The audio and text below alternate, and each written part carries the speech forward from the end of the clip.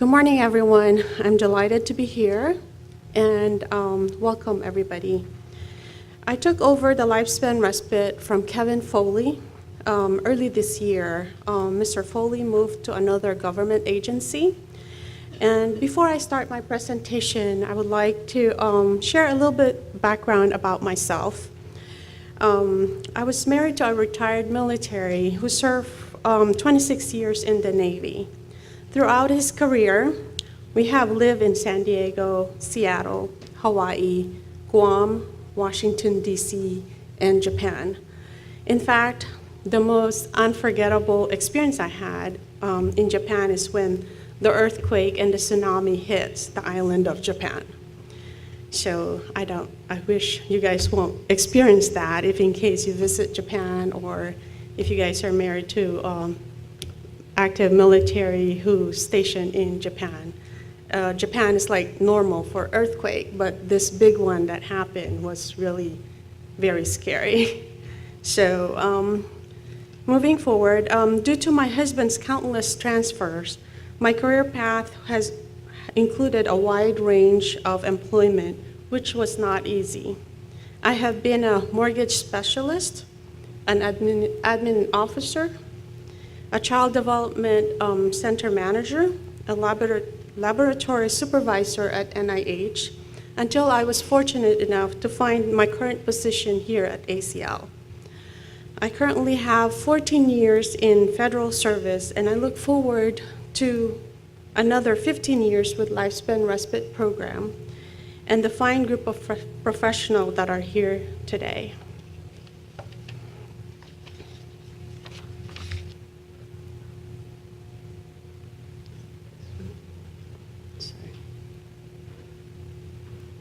Is it working? Oh, sorry.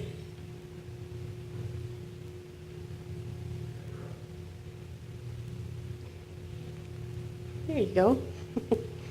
Speaking of professionals, I would like to start to share a brief look at the ACL leadership that we have right now. Mr. Lance Robertson is our new administrator. He is also an assistant secretary for aging, and he will be our keynote speaker this Friday morning. All of us are excited here at ACL to have Mr. Robertson as our new administrator. We also have Mary Lasser as our new deputy administrator and Ms. Melissa Ortiz as our commissioner for the Administration on Disability. I would like to focus more on the CIP, which stands for Center for Integrated Programs. Josh Hodges is currently the acting administrator for CIP, and underneath the CIP umbrella, we have three divisions, which are the Office of the Healthcare Information and Counseling, which is the OHIC team, the Office of Integrated Care Innovation, which is the OICI, and my department, which is the Office of Consumer Access and Self-Determination, which is the OCASID, led by Lori Gearhart. Underneath Lori Gearhart's supervision is the program is the Lifespan Respite, the ADRC, the VDH CVS, Transportation Research, and the AT program, which is the Assistive Technology.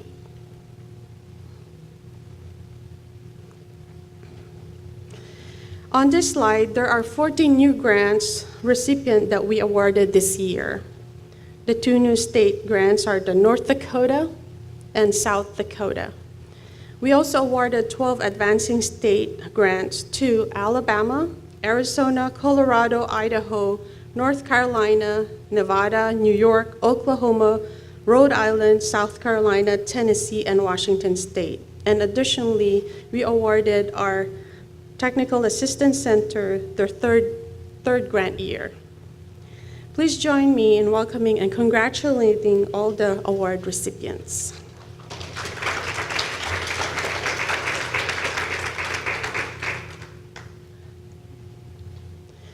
The Lifespan Respite Program was authorized in 2006. Since 2009, Congress has appropriated approximately $3.3 million per year to implement the Lifespan Respite Program.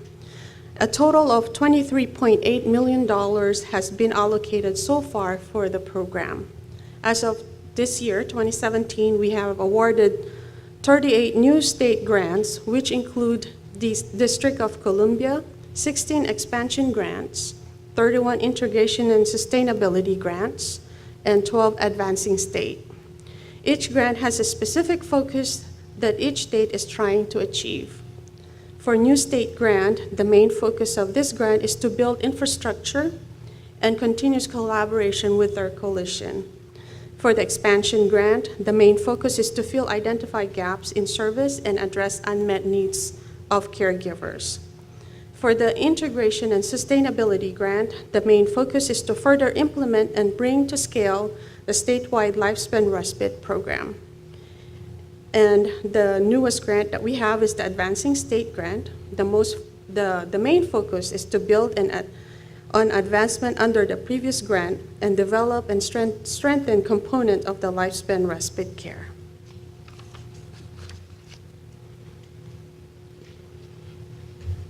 As you review this map, you can see that Lifespan Respite Program has came a long way since 2009. So far, we've learned that everything takes time. Partnership is the #1 key to a strong program. We should always focus on the sustainability of our program and how to improve upon what we have built. Technical assistance and support is a key component of all the state to ensure program success. An excellent source of this support is the ARCH website, which is loaded of countless resources that will help with all areas of caregiving needs. I suggest that you visit the ARCH website and see Jill or contact Jill and her team to see what they can do to elevate your program. I must say, I enjoy this conference setting with grantees and partners have opportunity to get to know each other and learn from each other. I especially like the bring, brag, borrow concept. This is truly a team building experience for all of us, and I know this will be a very productive week. My final thoughts for this slide is, please stay flexible. Try to adapt to change as much as you can. And I know that personal changes, new administration, new procedures, new requirements, all of these things affects our program. But always remember that change is good and in fact certain.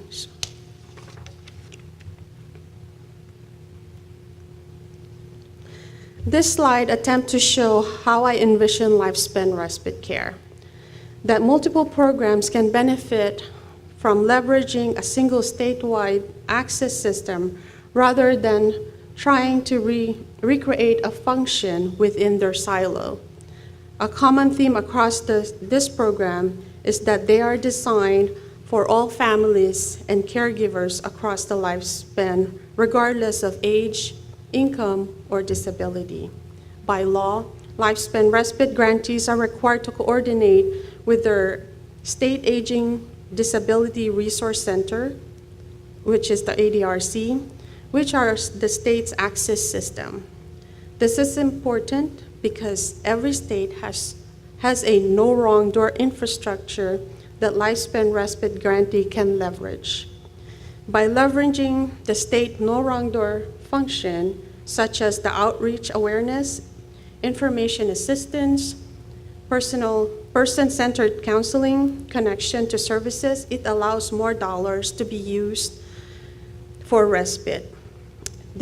It is an advantage to Lifespan Respite grantee to leverage a state existing ADRC no wrong door system.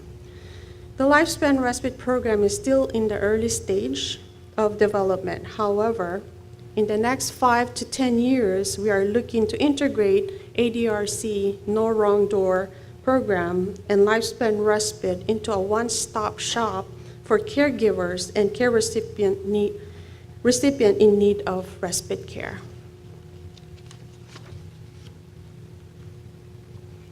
What's on the horizon? Next month is Caregiver Month, but I would like to focus more on the second arrow. This afternoon, a session later today titled Uniform Data Across the Lifespan Respite States. We are fortunate to have my colleague Heather Meny, Ray Kirk, Cassandra Fierman from ARCH, who will be leading the presentation on performance management later this afternoon.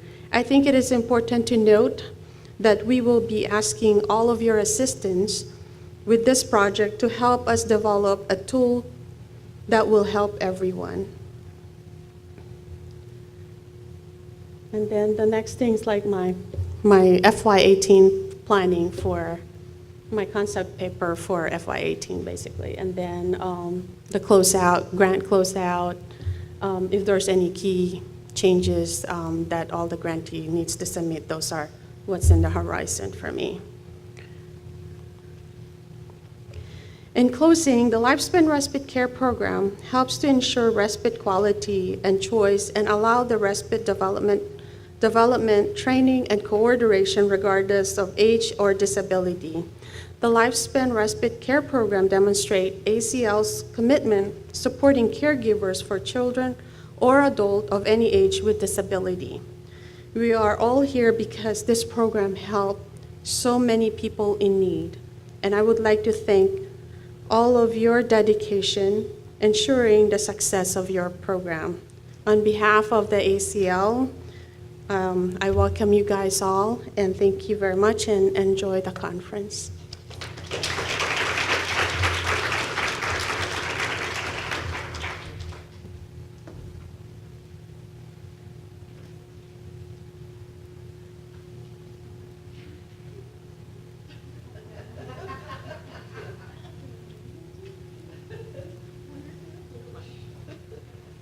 Since we're running a little bit ahead of schedule, which is amazing, Victoria has kindly agreed to just answer one or two questions if any of you have any for her.